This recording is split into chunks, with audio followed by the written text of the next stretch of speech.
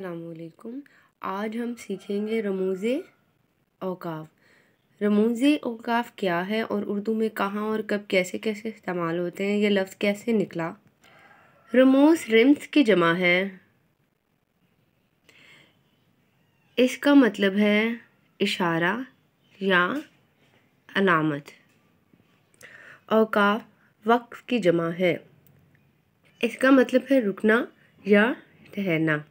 चुनाचे रमूज़े औक़ाफ़ से मुराद वो अलामात हैं जो हम इबारत के मफ़हूम को वाज़ेह करने के लिए इस्तेमाल करते हैं, जैसे सवालिया अलामत, अलामत तफ़सीला और वावियन।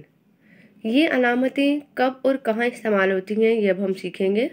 सवालिया अलामत, जिनमें किसी से कुछ पूछा जाए, सवाल किया जाए, जैसे आप कहाँ जा रहे हैं, क्या आप कल आएंगे। इसमें जुमले के आखिर में सवालिया अलामत लगाई गई है और सवाल पूछा जा रहा है। रमूज़े औक़ाफ़ में सवालिया अलामत का इस्तेमाल कुछ इस तरह होते हैं। सवाल पूछा जाता है और आखिर में ख़त्मा लगाने के बजाय हम सवालिया अलामत इस्तेमाल करते हैं।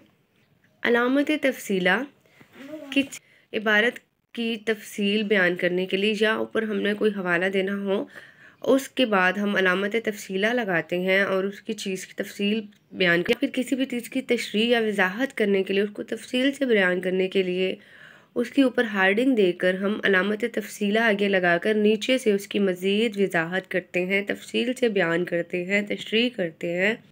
वावेन किसी का कौल या तहरीर, जो कोई भी ख़ास बात हो जिस पर हमने ज़ोर डालना हो, उसको हम वावेन के अंदर लिखते हैं।